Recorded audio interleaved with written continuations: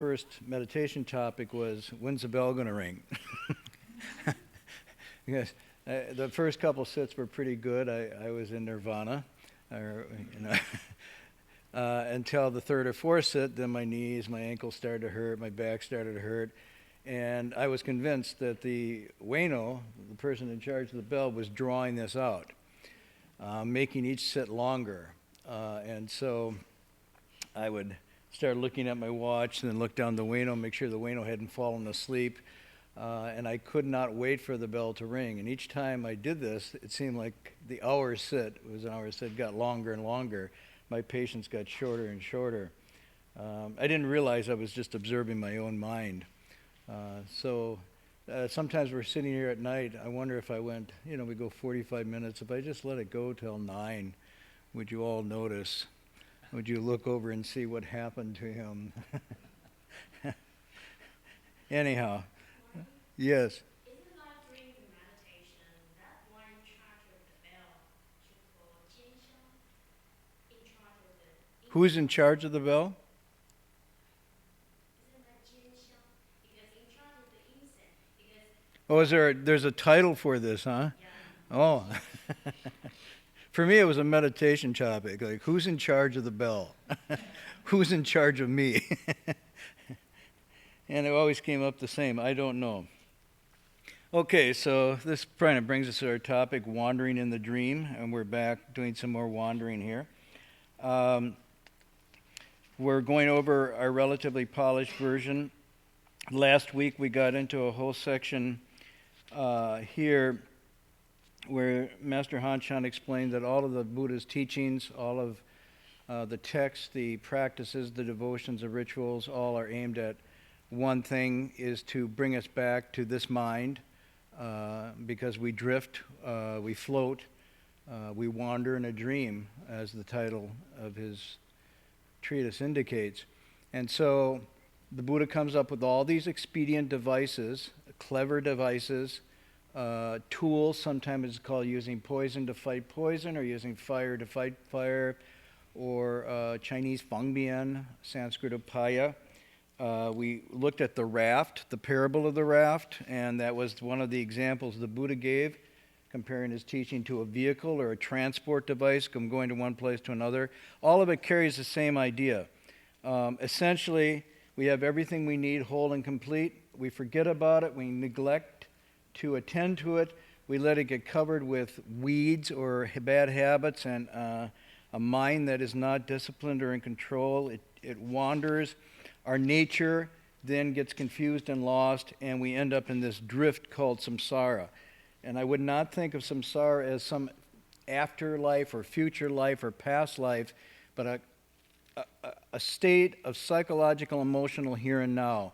This feeling that we're drifting along, not in control, coming and going day after day, week after week, with no purpose, no real purpose. We think we have purpose, we make plans, we make goals, we put little stickets on the refrigerator door, all these yellow little, what are they called, stickums or Post-its? Yeah, we post these things. Inside our mind, we post them, we can't remember them, there's so many. Then we post them all over, and then we can't remember where we posted them. And then sometimes they fall down, and we try to stick them back up again. And we go on and on like this, thinking we're doing something, but really it's a drift. And in the end, we start to feel that we're aging, our life force is diminishing, and we're sort of saying, what is the meaning of all this? And of course, it matches the verse that is sung every night in the closing of the monasteries. This day's done, the sun's setting, the day's already over. Our life is that much less like a fish in an evaporating pond. What joy is there in this? That contemplation. Now, there could be joy in this, but the assumption is, as the text is indicating, we've lost the joy, we've lost the meaning, we've lost the direction. The good sign is that we know that.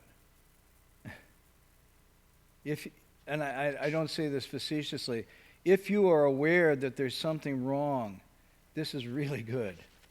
It's only to be afraid that you're not aware, that you're really dreaming within the dream, as the Chan masters say. So not only are you dreaming, but you're in the dream unaware. But to be aware that there's something wrong is really awakening to the first noble truth. the truth of unsatisfactoriness. Something's not right. And that's the beginning of the path. So then he says, although there is no dharma to give, in other words, there's nothing to get, it doesn't mean there isn't anything to do. This is very different. There's something to do because we forgot that we have it whole and complete. And it's actually then the remembering, the recall, or you could say the return, or bodhi, the waking up, that is the purpose of cultivation. So cultivation isn't a exercise you do to get something or to get somewhere, or to invoke some response by deities and gods and supernatural beings that will then extend their long arms and rub the crown of your head and save you. But rather, all cultivation is kind of a wake-up, a bracer to get back to what's called the original ground or the original face, the wind and light, it's called, of our original nature or original home. All kinds of language is used to describe this. But what's important in all this language, in this tradition or this method, is you are actually going back, you're returning. You're not going out. And so it's a journey within, or a journey into, or returning to something that is not really lost but seems to be lost. Okay, so this is, he says, where we must focus our effort. This is cultivation. Now we're on, if we can, oh no, move on. Keep going. This is cultivation. Next one. Okay. Then he gives a point of this. He says, actually, it's not very complicated. It seems like a long process, but the only reason it seems like a long process is we let go. We stop drilling. So this is going back to your question last week, Alona, where you said it becomes background. In other words, because we let go, because we don't stay steady with the effort, it seems as if then this is a long process. This is a hard process. It's like climbing a mountain against all sorts of conditions.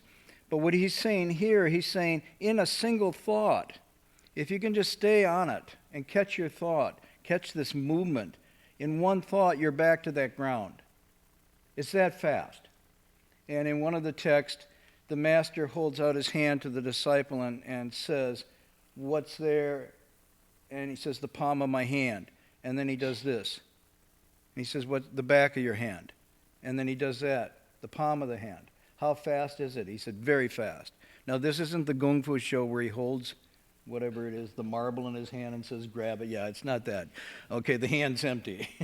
He's just doing this, and he's saying, you going from your natural, awakened, pure state of wisdom and compassion is as fast as my hand going, where you go to something other than that. Confusion, affliction, stinginess, selfishness, and anxiety.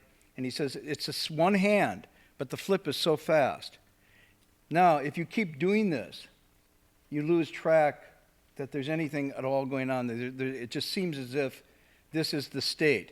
Every once in a while, you maybe get a glimpse of the upside, but immediately it's turned over. So what he's saying here is, if it's fundamentally complete, all-embracing, pure, lacking nothing, then it's merely a matter of catching the here and now as you're turning away from it. Now, to make it complicated, he's going to go on and he's saying, if you turn away once, you can recover. If you turn away 3 times, 4 times, you can still. There's no point that you can't recover. This is really important. There's no hopelessness within this teaching. There is no point of despair. So it's not like you ever lose your shot at it, that the opportunity is gone, or that you lose this nature and you can't recover it.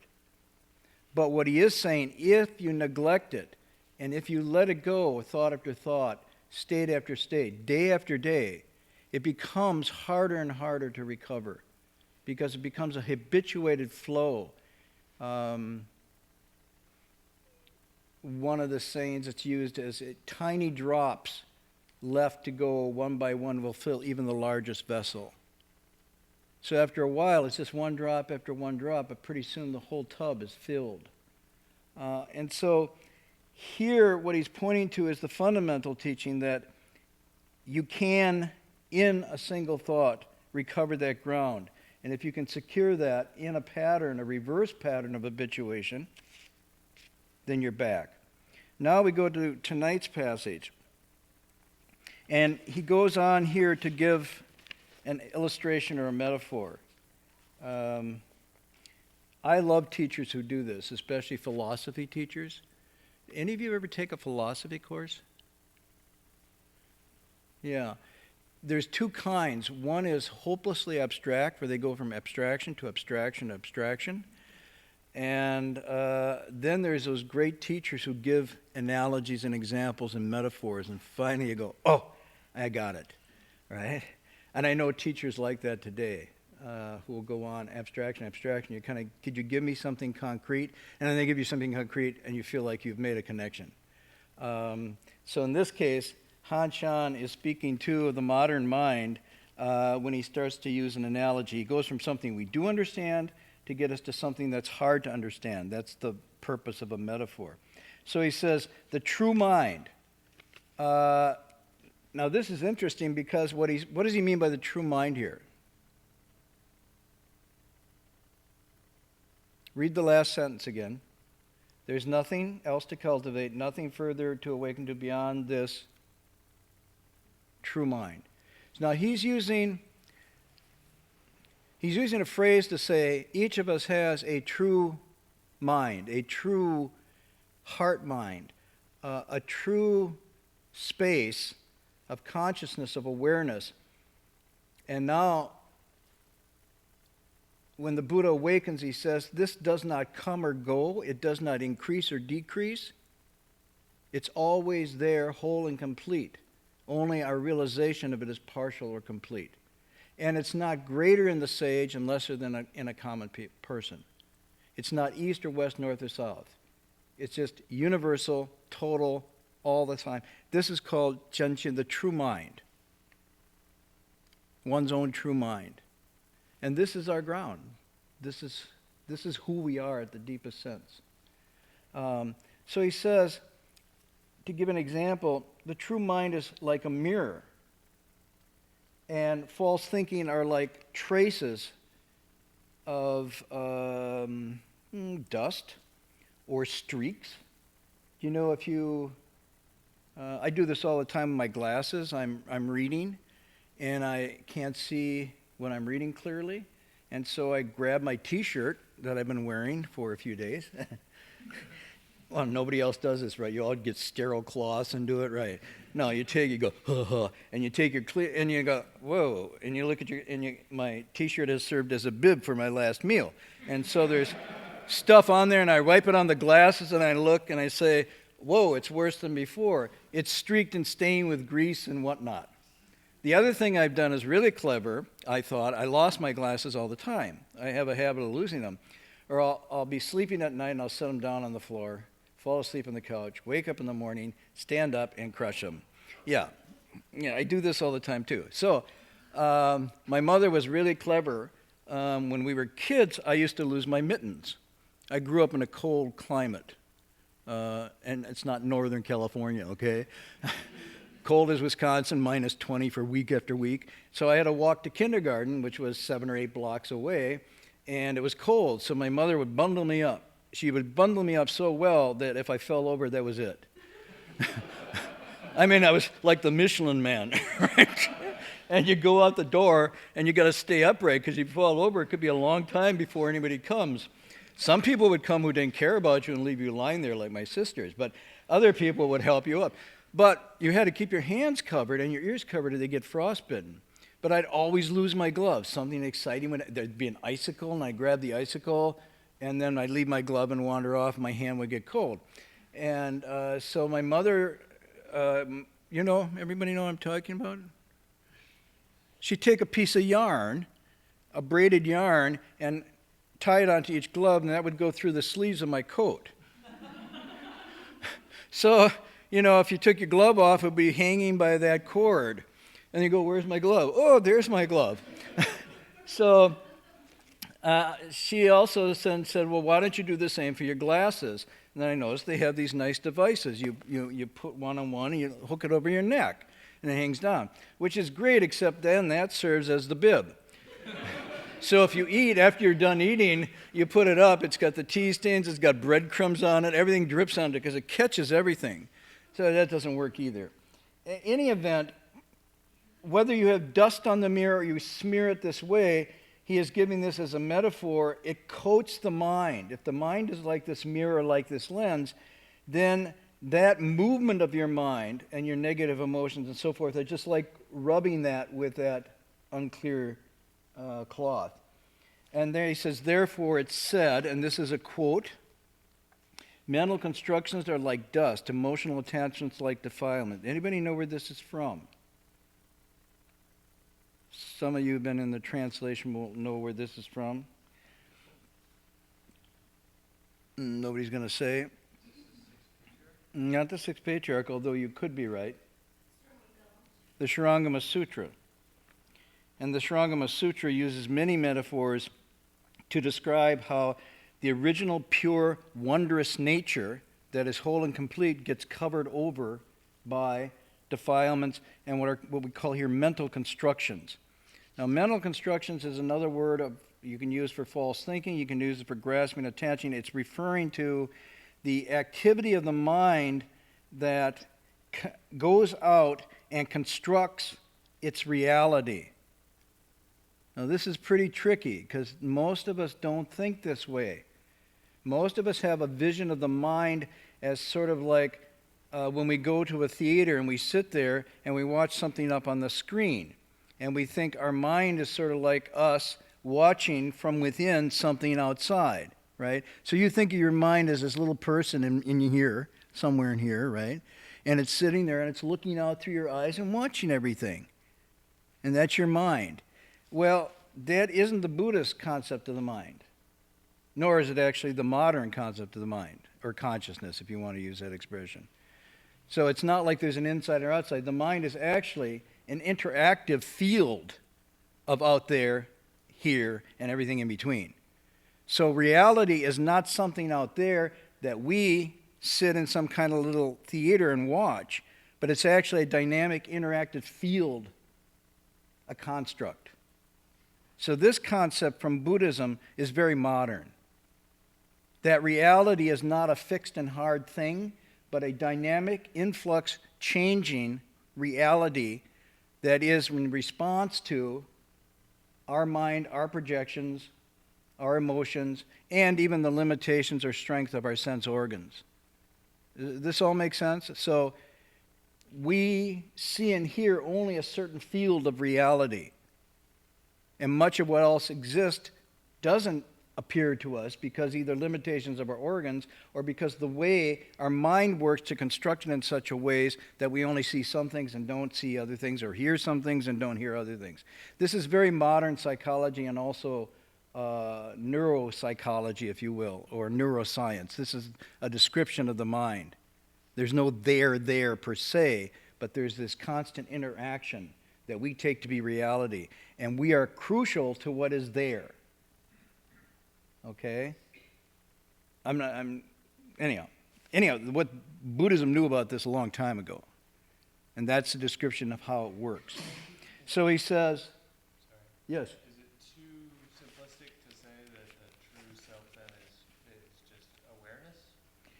Well, let's wait till we get this, because you heard his question, right? So that true self or that true mind is just awareness. And it's close to that.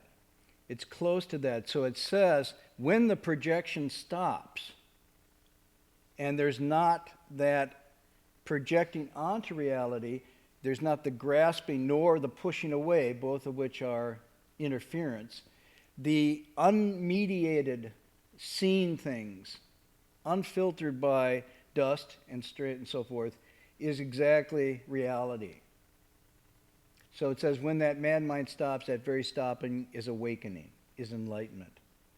So what he's describing here is the act of cultivation is to still that activity that is constantly creating those little realities that we think are real, but they're actually dreams, illusions, bubbles, shadows, as a movie is, as anything on your computer screen is. There's nothing there.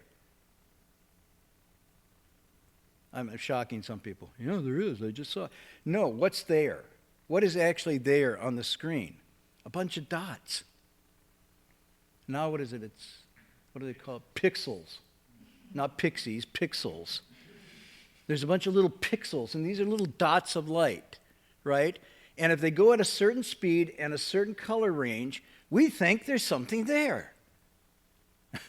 It's like when you watch a movie, there's nothing there. Now, the early movies used to be film, okay? And it was one picture after another.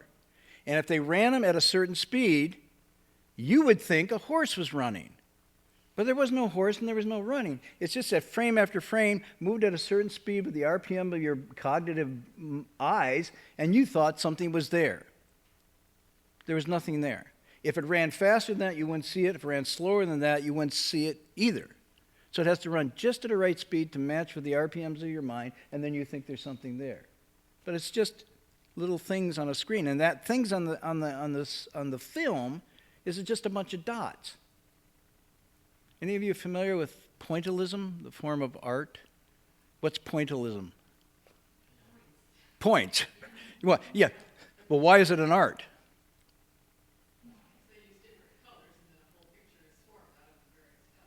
Right, so that's it. So pointillism is taking little points of color, tiny, tiny little points, and you put them in, arrange them in color, and if you get really close to it, there's nothing there but a bunch of points. And as soon as you step back, all of a sudden the picture appears. So at a certain distance, those points become real objects. But when you move closer, they disappear. Hence is reality. Okay? So at a certain distance, with a certain frame of mind, in a certain way we can set it up and construct it, we actually think there is something real there and that we have a relationship to it and we own it. And that includes the human body, which is also just a pointillism project. Okay? If you take the human body, and you say, oh, like my human body, not your human body. My human body's impermanent. Okay, look at that. Really solid, right? You just up the heat in this room to a certain temperature, and I will melt. I mean, I'm talking really raise the temperature. What happens when someone dies and they cremate them? Where does that body go? It reaches a certain heat, a certain velocity, and it just turns into dust, and it's gone. If you make the room too cold, this will turn into a frozen mass. So just at the right temperature, like an ice cube, you can exist. It's really kind of a strange contemplation, but it's absolutely true. And that's true of all material things. All material things are just atomic particles held together by certain forces. If you alter those forces either by heat or cold or speed or whatever, microwave, it's just gone. They don't hold together anymore. So if you think of a bunch of little points, we call molecules, atoms, whatever, and they're all held together by a kind of current and agreement and gravity and all these other laws, and you alter those, you're gone. Everybody knows this, right? But we don't think about it that way. So there was a question, I saw a hand. Okay. So in Buddhist terms, what accounts for the fact that we all perceive things pretty much the same at the same time? And I know, I can look at a color and see blue and someone else green, and two witnesses can look at a crime and see something slightly different. But on the whole, if we all go to the movie Titanic, we'll all come out and think that the ship sank. There's a certain confidence. Right. Having dealt with a lot of people that are married, it's like, really, you find out, you didn't see it that way? We've been living together all these years, and you, how could you be in that and not see what or feel what I felt, So I'll give you some, on a course level, there's a uniformity to what we perceive. Part of that, psychologists tell you, is social conditioning. Yeah, It is social conditioning. Part of that is a basic physiological structure that we share in common. So bats all kind of hear sound waves at a certain thing because the nature of their hearing. We don't. And for us, that sound doesn't exist. So supersonic sound doesn't exist for us. But because we all have relatively same physiological structure, the sound range, generally we hear. But even now, my sound range is shifting as we speak. So last time I was in the hospital, they were taking my temperature, and the nurse took out the thermometer and said, no, wait, it hasn't beeped yet. She says, yeah, it did. I can't hear that range anymore. So she's got a problem. No. Okay, so at a very coarse level, yes. But what those things mean, not at all similar. What you are all hearing and seeing tonight here, you're all rendering differently. Yes, there's somebody here in a black robe going blah, blah, blah. But what you hear and what you make of that is very, very different. And if I asked you all to just write down the key sentence of tonight, or a couple key sentences, and we read them out loud, you go, wait a minute, wow. So even in the Titanic, it's not for sure everybody's seeing and responding and actually interpreting it the same way. And I'm amazed that we actually get along. No, I mean, if you actually sit down and really talk to somebody, and you realize how fundamentally sometimes their whole way of looking at things is so different, that we have stop signs we all agree to stop is pretty amazing. And not everybody agrees to that. That's why we have police. So the social construct keeps an order, and we pretend and agree to an order even though we know we don't share it. I mean, just watch the debate the other night and the differences of what people saw and hear in a single debate at a single time. It's amazing. That's why the Buddha said, in the same place at the same time, there are profound differences of seeing and hearing. So it's a psychological fact. We more or less agree on certain basic things. But even those sometimes, are up for grabs. Okay, I drifted. Wandering. So he says these are like dust, emotional attachment like defilement. Then he says, if the deluded thoughts can be stopped and dissolved, wiped clean, true mind will naturally manifest as if we were polishing a mirror. In the same way, now he's saying that's how you clean a mirror, and then you get reflection back, which you would say is what appears in the mirror is exactly unimpeded what's there, because the mirror perfectly shows what's there. But there's nothing there, the mirror is empty when something appears. But if there's streaks and stains, then what appears in the mirror may be different than what's standing in front of the mirror. Is that unadulterated by all meaning and all emotion? Is it adulterated by all? Is it unadulterated by all meaning and emotion? I mean, unadulterated pure by not having emotions? Well, this is what we're going to get into. What we're going to get into is most of the activity of our mind, as we normally let it go, is actually filtering, constructing, and shifting things as they really are. And that becomes our reality until something alters that. And then we think we're making an adjustment, but we're just changing our thinking. For example, let me give you, Han Shan and I are doing a bowing pilgrimage. And a young couple are going across the Golden Gate Bridge, and a young couple comes by, and their feet are barely on the ground. They are so in love. She's got her engagement ring on, really happy. And, oh my God, look at the gulls, look at the birds, look at the waves. Everything's just wonderful. So we're bowing. They go to the other side. They come back. She's on one side, he's on the other. Okay? And it's like the damn fog, the damn birds, everything sucks. And the ring is flipped off the side of the bridge. It's over. Now, they're walking the same bridge within minutes. Nothing's really changed. It's the same external, but it looks a lot different to them than when they went over. What changed? Their minds and emotions changed. And then suddenly it's an ugly bridge. They probably don't want to go on it again for a long time because on that bridge they broke up, blah, blah, blah. And so now the bridge has this association with the disenchantment of their romance and so on and so forth. You know this. You can go down the same street at different times with your mind in different states of mind, and it could be one of those, zippity-zoo-dah days with the bluebirds, and then another day it's just like doom and gloom, fear and trembling. And our reality, we don't realize this, but constantly the Avatamsaka says we are like artists. We got this whole panoply of colors and brushes, and we're constantly painting on this canvas, creating these realities. So, in a sense, some of them are very pleasant. We can create pleasant realities through different thoughts, feelings, and emotions. And in the same time, we can turn that into a hell with same thoughts and emotions, or we can take a drug. Let's use that example. Most of the time, the Buddha would say our mental, emotional states are like we're on drugs. We're on drugs of greed, anger, and stupidity.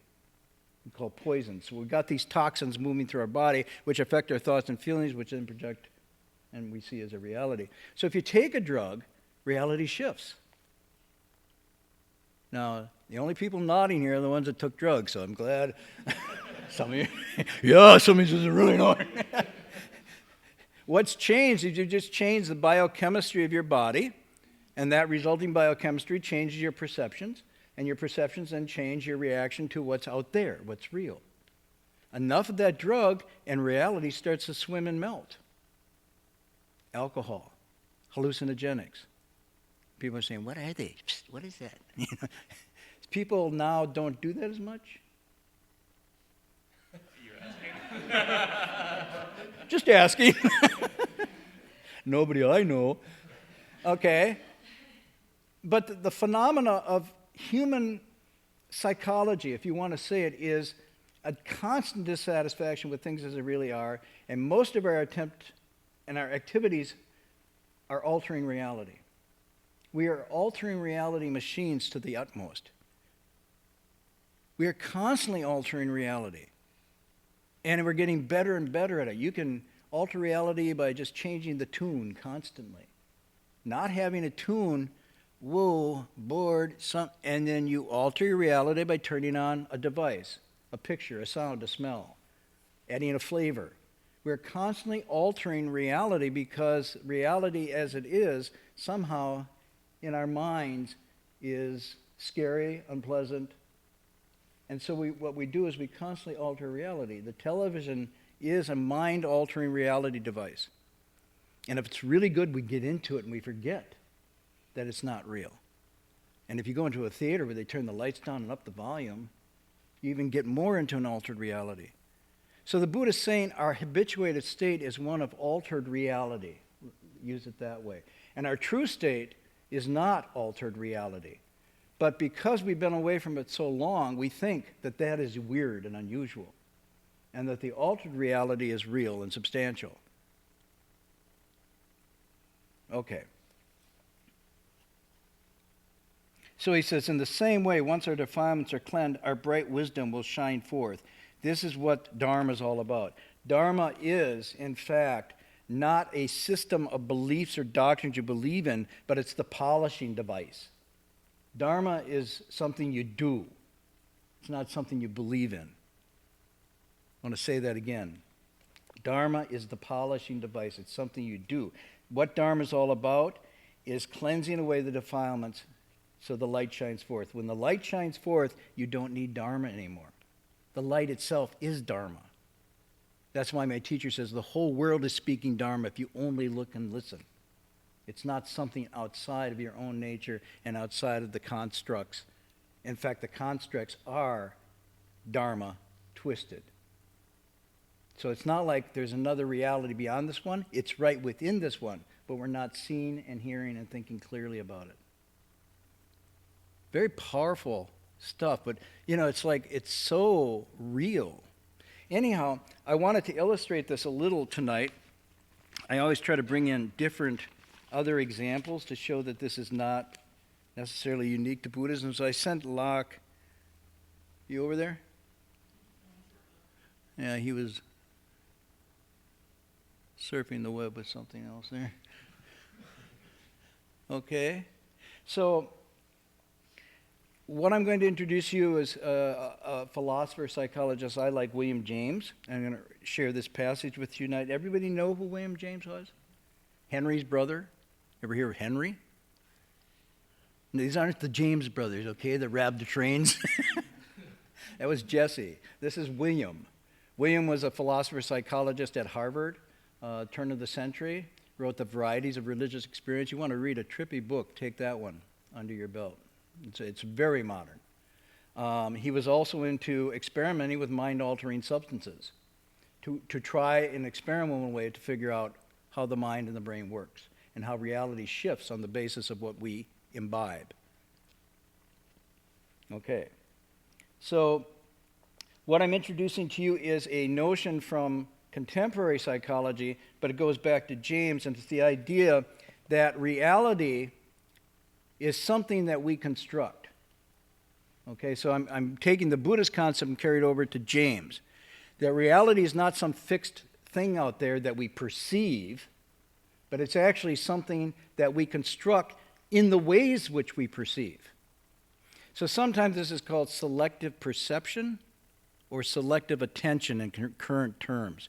And what it means is in a room or a situation where there are multiple events going on, from the micro to the macro level, okay? Multiple events for all the senses, multiple things for the eyes, ears, the nose, the tongue, the body, kinesthetically. Right now, as we're sitting here, there are multiple events, so many, there's no way we could process them. So we bring them down to something that's processable. We reduce them down, and we call that what's happening. That's what's happening. Okay?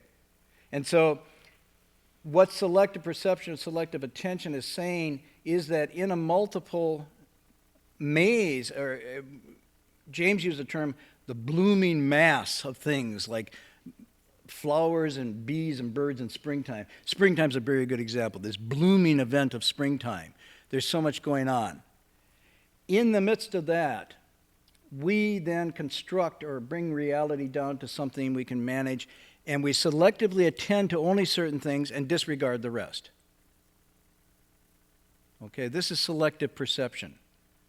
Now, this works across people with political views. Okay, now I'm not going to politicize. If you have a political ideology, you believe so-and-so is going to be the best president of the United States. That's already selective. I mean, okay, then you, when you hear that person, will selectively pick out those qualities and values that you believe in. And you'll disregard, and when they make a gaffe, you don't even notice they made a gaffe. If they tell a lie, they didn't tell a lie. Not my candidate, but the other candidate, because you have a different selective field, you are gleaning and selecting out of there everything that's false, hypocritical, and untrue, which is most of what they're saying from your selective field, right? So this happens in politics, it happens in relationships. Okay, you have certain expectations, certain values and whatnot, and you see through that lens, and that's what you see. Mothers and fathers are immensely prone to this. Grandmothers are even worse. No, like my sister's now a grandmother. You want to know what the best kids in the world are? Her grandkids. They are like gods. Everybody else should have good parenting techniques. They really need to be reined in, but her kids. This is selective perception. Okay? So, James says, millions of items of the outward order are present to my senses which never properly enter into my experience. Why? In other words, hundreds of millions of things are going out there, but they don't enter my experience, my field of experience. Why? Because they have no interest for me. My experience is what I agree to attend to. I be the boss, and the agenda today is what I agree to attend to. Everything else is off the table. Fathers do this when the baby cries, and they're watching football. I mean, they've done studies like this. Mothers hear the baby cry, drop everything and go, what? Whoa, 1st and 10 on the, whoa, baby's crying. The house could be on fire, and they're still, it's what I agreed to attend to. Only those items which I notice shape my mind. Without selective interest, experience, it is utter chaos. Without selective interest, experience is utter chaos. Interest alone gives accent and emphasis, light and shade, background and foreground. Intelligible perspective, in a word. So we are shaping, we're doing background, foreground, we're certain events moving in, certain events moving out, and then that what we would call our experience. It varies in every creature. This is really profound because, yes, it does vary in every creature, not just across the human, but also the other realms of beings. For example, for years we couldn't figure out why elephants were so attuned to each other. Were they psychic? No, they had subsonic sound that they emit. And the only reason we discovered is some brilliant woman at Cornell went into the jungles of Africa with a battery-operated tape recorder. The battery started to wear down, and her tape recorder started to go slower and slower. And when it got to about there, she naturally picked up the sounds of the elephants, subsonic, which when she was running at the right speed, couldn't pick them up. But when it dropped down, it actually recorded those sounds. Now she's doing a dictionary on elephant language based on how many sounds they communicate in a range that's beyond what whales do, and there's an actual way they communicate subsonically. Okay? So it varies from every creature. But without it, the consciousness of every creature would be a gray, chaotic indiscriminateness, impossible for us to conceive. Now he goes on. Everyone knows what attention is. It is a taking possession by the mind in clear and vivid form of one out of what seems several simultaneous possible objects or trains of thought. Focalization, concentration of consciousness are its essence. It implies withdrawal from some things, selectively perceiving, in order to deal effectively with others. And it is a condition which has its real opposite in the confused, dazed, scatterbrained state, which the French call distraction. And now may help me with my German here, but I think it's Zerstreuheit in German, right? Destroytheit. Zerstreuheit. Okay. So here's James talking about, in the turn of the century, an understanding that reality is this mass of multifold events happening simultaneously, that if we were open to it, it might be madness.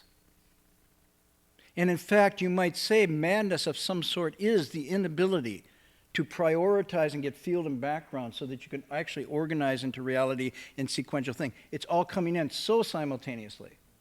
There's no way to then feel centered in anything. So actually consciousness then becomes a form of constructing a reality that we can manage. Is it things as they really are? Yes, but only partially. Now, the mistake we make is to then ignore the fact that there is a larger reality that is just, wow, inconceivable.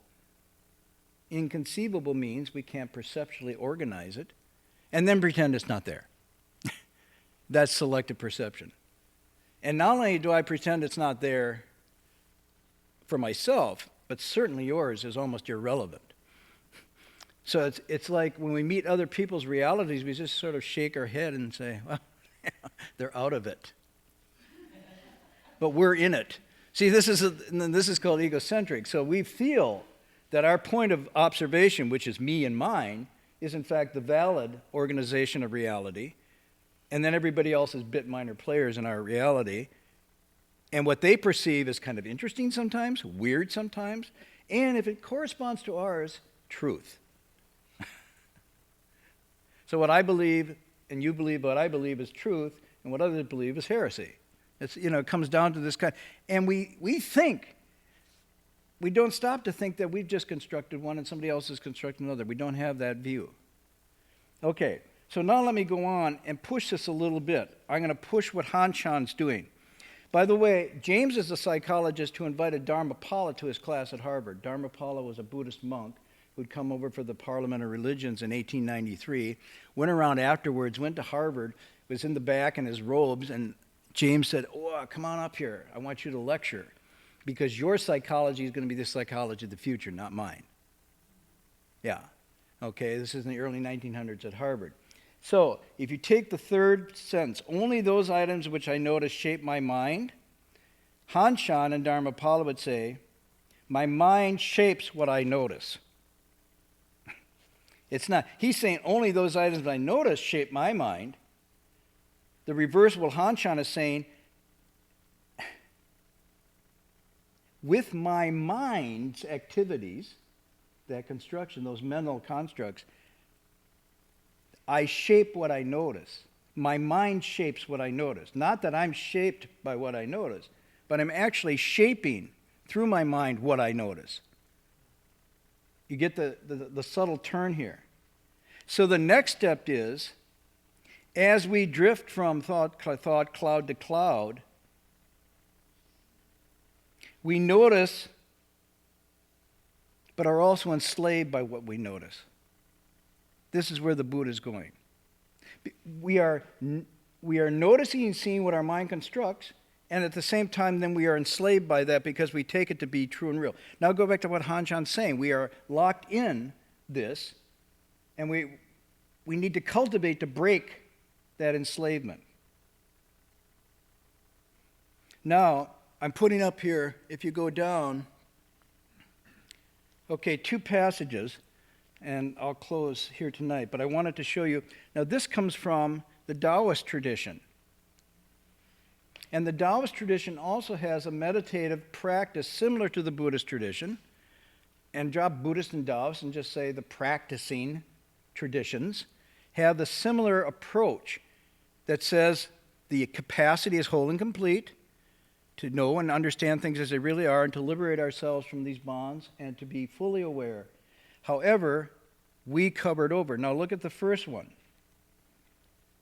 I put the Chinese as well, those of you who are interested. Free from desire, in other words, the stain or the dust of desire, wanting, craving, you experience reality. Trapped by desire, you only see appearances. Xiang, marks, which is mental projections in the Chinese. Now, below I put a second translation, because we're always doing translation. And here's another translation of the same thing. So look at this. This is more, I would say, lyrical, poetic. The secret waits for the insight of eyes unclouded by longing. Whoa. Those who are bound by desire see only the outward container. Now, again, what it does is challenges me is like our Chinese translations, when they're really direct, we get them, but look what you could do with this phrase, translating it into two things. The secret, meaning not secret in the sense of you don't get to know it. The secret here means what is beyond the normal veil of what we see. The real. Waits for insight of eyes unclouded by longing. So it's not really a secret. It's just obscure to us because our eyes are clouded. Those who are bound by desire see only the outward appearances of things. Okay, so this is one going along with Han Shan saying, what is cultivation? It's basically freeing yourself from the desires that then project out a reality that leads you into samsara and dukkha and so on and so forth. And free of that, they're hypothetically saying, when you're free of that, you are actually into purity, true self, bliss of a profound nature. The thing here, though, is that there's no reason to believe this or not believe this, but the only thing to do is to actually try it. Try by reducing desires, negative emotions, and so forth, and see as if this isn't confirmed experimentally. Now, the next passage is also, yes? I knew someone was going to ask me that. I'll have to go back and research it. I'd like to claim credit, but I can't. I didn't put up the real clunkers. There's one by a Christian missionary. You go, read it, go, read it, go, read it. No, jeez, really bad. And then there's some that are even more flowery than this. No. Whaley's is sort of closer to the first one. Okay. You all know who Whaley is? Whaley was an English translator of Chinese and Japanese text who never went to China or Japan. He lived in London all his life, usually within a couple square blocks. But his translations are brilliant. He really gets the spirit of it. He married at the ripe age of 76 and died at 77. Very happy marriage. And for fun, he used to go on the high streets of London, get on his bike, and disconnect his brakes and go straight down the hill. And he was so smart that when he was at Cambridge, the students, his classmates, would wait till he went down for dinner, and they'd sneak into his room and they'd cut off a piece of some ancient script, Hebrew, Aramaic, Persian. Just cut it off in half and put it on his bedstand. And then he'd come back and they'd stand outside his window and make bets how long it would take him to translate it. And they knew he wouldn't stop and go to bed till he translated. So when the light went off, that's who won the bet. So it's just wait. And when the light went off, he had it translated. So this is Whaley. So that's who she asked about. So the next thing is an expression of what it is, the dust that covers us over. And here you go. The 5 colors make us blind. Now this seems paradoxical. The 5 sounds make us deaf. The 5 flavors deaden our taste. Racing, chasing, and hunting can drive us mad. So what he's describing is this frantic thing that we call the good, busy life, meaning all the different colors we bring in, the sounds, all the things we listen to, the flavors that we stroke our palate with, the racing, chasing, and hunting. By the way, this is buying, putting on credit, and downloading. Oops, can drive us mad. They say, I don't hunt. Of course you don't hunt, but you shop. You chase. We're chasing constantly. We chase now without even leaving our little stool. I watch people chase in front of their screens. They're chasing all over the world. They're watching some guy do a dance in South Korea that's really hot now. Right? And then they're watching the debate, and they're watching people Google and talk about the debate at 4 different levels. Racing, chasing, hunting? Come on. And then they're checking out a new pair of shoes and comparing prices on, Shoplister or whatever. I mean, come on. This isn't just talking about people who got on horses and ran around after animals.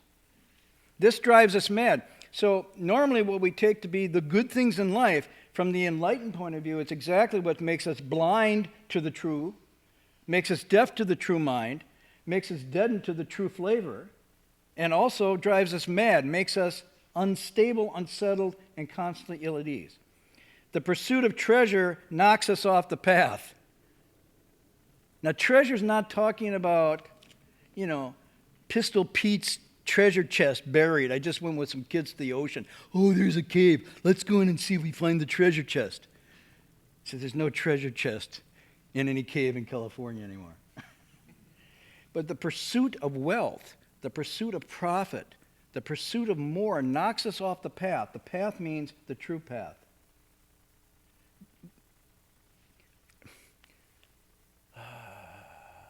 New Testament. What does it profit a person if he or she gains the whole world, treasure, and suffers the loss of their soul? This is the same meaning. So in the Christian tradition, you have a similar passage. Therefore, the Tao master follows his inner vision, or her inner vision, rather than the outer vision. Chooses this, remember last week, the Guangzi, well, everyone wants to know that, only by this, and avoids that. So there is an inner compass of this that if you attune to, will settle everything, settle the dust and allow you to see very, very clearly. And if you stay attuned to this, you are in that awareness and you're just constantly moving through things very naturally, unattached, very free and liberated. As soon as you leave this for that, you lose your path. It knocks you off the path. And even though you think you've got something, in fact, you feel empty and hollow. And this is the description. Blind, deaf, taste, drives us mad. This is what happens with, actually, the indulgence of the senses. Afterwards, we feel let down. We feel empty and hollow. Okay? Now, better translation of this? So let's get more graphic. This is Whaley. Therefore, the Tao master considers the belly, not the eye. Considers the belly, the dantian, as the compass point. not what appears to the eye. Listens to the inner rather than the outer. So there's different ways that we can work with the Chinese, but to get at the deeper meaning here, you can see, you can find it in James, you can find it in Taoism, you can find it in the New Testament. It's essentially there. But we, as the Lotus says, we have eyes but cannot see and ears that cannot hear. Because our selective perception was, what did he say? Did he say something wealth wasn't a good thing to pursue? I thought I heard that. But if I said, listen, by reciting Guanyin name, you're going to be multimillionaires by Sunday, everybody will remember that. This is the nature of selective perception. Yes?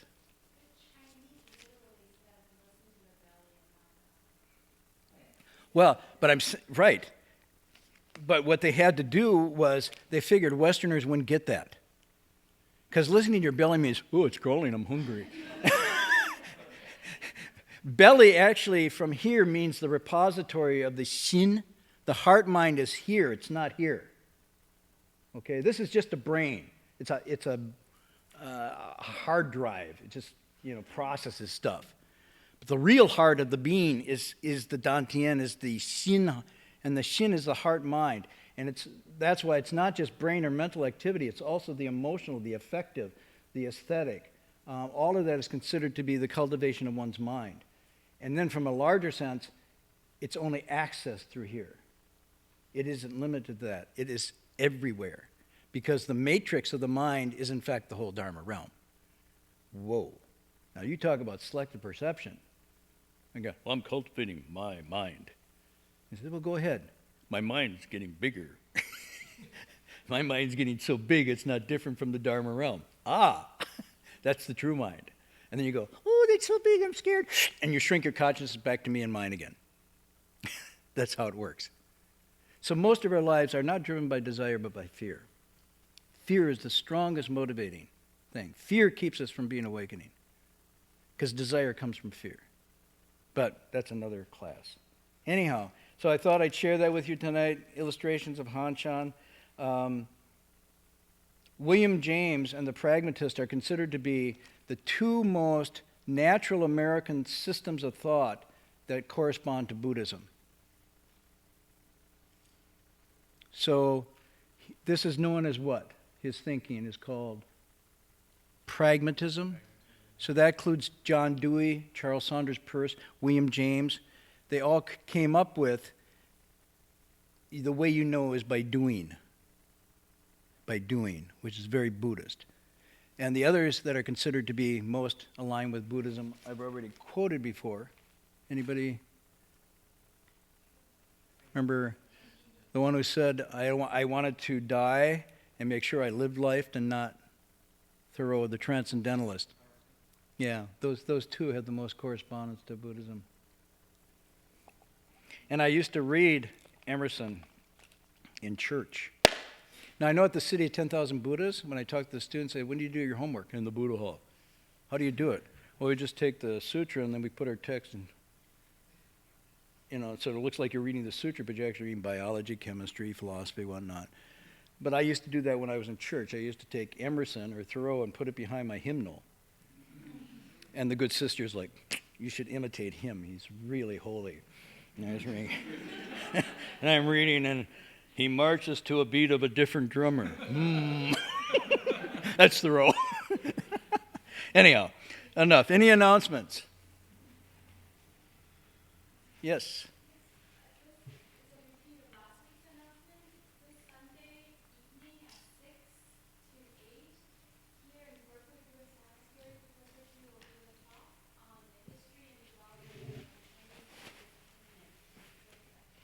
What time?